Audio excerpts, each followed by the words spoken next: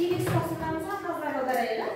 Kelesi topsirmada bizde 3 topga bo'linib o'tirmiz.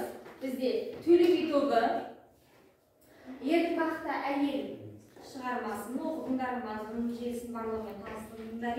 Qiz esga solamiz. Hazret to'bi kim jaqin, ne qimmat, ne qiyin chiqarmasini o'qidi. Fokus formulasini solib chiqing. ITK bitobi qasqo'lning davi Balqı qankası ədisi arqılı çıxarmanın kompozisiya xoluzuna qaldırırsa. Al get, 5 minut vaxt verin, pastan geçin.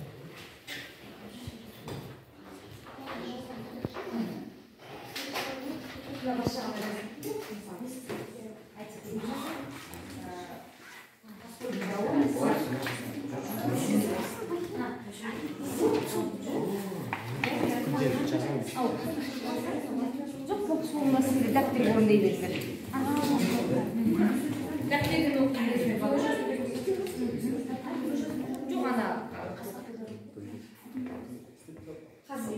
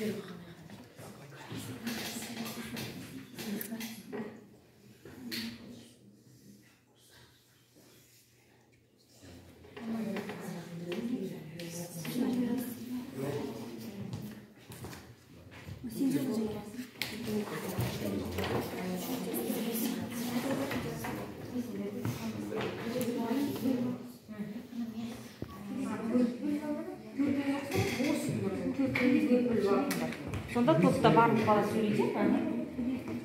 Gül var mı? Sonda barbuk bala söyleyecek mi topta?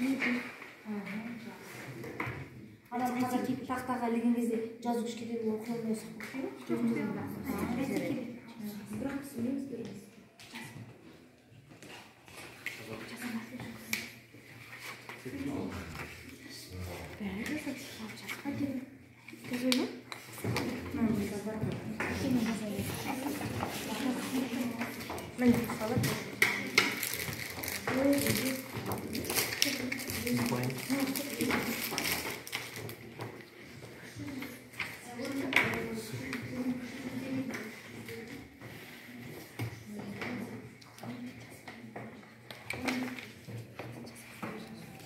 Şimdi duracağız.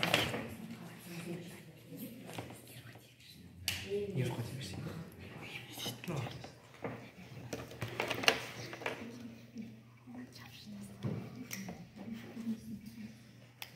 А, şimdi duracağız.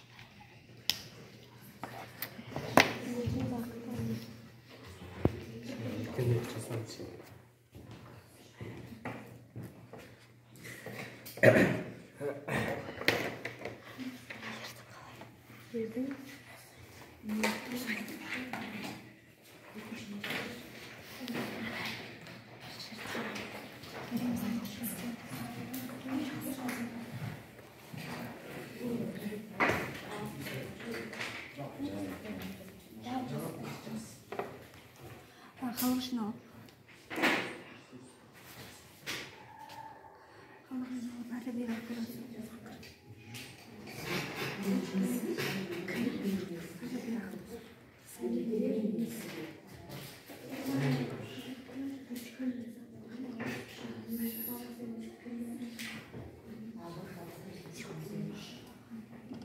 Жақсы балалар, Тапсырмамызды орындап болсақ, бірінші топтан бастап қорғай беріп, келіңдер қыздар.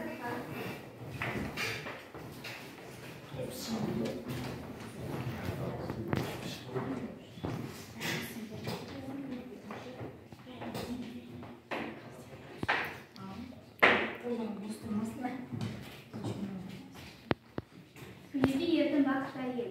Бұрынғы әйелдер ер адамдарды құдайдай көріп құрметтеген. Сол кездегі әйелдер аталарына ағаларына, яғни өзімен үлкен кісілерді сыйластықпен қараған және өзінің жағдайына қарамастан бірге болған. Қазіргі әйелдер жекесі. Қазіргі кездегі әйелдерді бұрынғы әйелдермен салыстыру қиын. Өйткені қазіргі әйелдер жартысынан көбі үлкендерді сыйлаудан қалған. Онымен қоймай күйеулерінің жағдайы күрт төмендесе, тастап кетуге дайын. Жақсы, жарайды. Қазір бала көрдік қой, тыңдап отырмыз, иә? Жаңағы Төле бидің жазған Ердің бақытты әйел шығармасындағы сол Төле би заманындағы әйелдер бейнесімен қазіргі замандағы әйелдер бейнесін салыстырып, кестесіне салыпты. Жақсы, тамаша отырайық. Келесі екінші топ бізде Әйтеке. Келіңдер, кім жақын, не келіңдер? Не қымбат? Жаздың ба? Поп формуласына салып керек болған бізде, иә? Менің ойымша, Қазбек би осылай. Мұнда жауабынан шығатыны, кімге сырында айтқан дұрыс, қымбат сол жайлы айтылған. Себебі ол өзінің сөздерінде мен ойлаған нәрсенің бәрін айтты. Мысалға, маған қымбат достарым отбасым дейді. Мен ойымыздың бір жерден шыққанын мына мысалмен келтіре аламыз. Алтын тиын одан қымбат, құт берекен адам қымбат, аймалардың адам қымбат және тағы. Жақсы. Осында мен Қазбек бидің осы жауаптарымен келісемін. Бәрінен бұрын ол дұрыс айтылды. Жақсы, жарайды отырайық. Келесі бізде үшінші топ Әйтеке би тобы. Қазір Гүлдауы балығын қақпасына салып керек болатын, иә?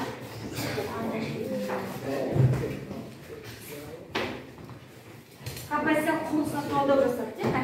Қолданып шығарған сөйлейді. Құлайна, тұрады. Көрсетіп, осы қырынан сөйлейді. Балалар көзіп сөйлейді. Әйтеке кіші жүздегі Орынбек бидің бір көлге таласып отыр. Басталуында. Кімді менегіне таласып жатыр дейді балалар? Дамуы шиден суы. Халық жиналып әрі-бері ақылдасып, ақырында үй тігіп сөйлесуге келеді. Екі жақтан бірігіп 20 минуттай келеді. Үшеуі ой бөлісіп келсе айтады. Оқиғаның шарттағы шегі Орынбек елінен қайтып анасына келсе алмаған айтып береді. Анасы қариямен сөз таластырғаным болмады. Тілімді алсам бөткер дейді. Жақсы. Қорытынды. Бата беріліп, көңілі ынтымақтаспен бөліп алады. Елде риза болып қатайды. Жақсы, тамаша, отырайық. Ал жақсы балалар, топтар бір-бірімізді бағалап кетейікші кәне.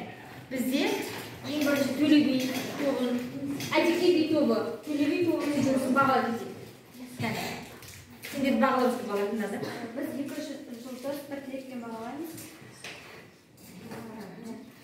Бізге олар сәндеу жағы ұнады және де мағынасын өте жақсы ашқан. Тілегім бұл топта барлығы бірдей оқыса жақсы болатын еді. Жақсы. Екі қыз сөйледі, олар сөйлемей қалды дейді. Жақсы жарайды. Енді Төле би тобы, Қазбек би тобын бағалап кетейік. Қазбек би тобы Қазбек бидің кім жақын, не қымбат, не қиын шығармасын поп формуласына салып бағалайық. Менің оларға сұрағым бар. Сұрағым бар дейді. Жақсы. Сонда Төле би кімді өзіне жақындатқан? Менің ойымша Төле би ешкімді жақын санамаған, тек өзіне сенген. Дұрыс келісемін.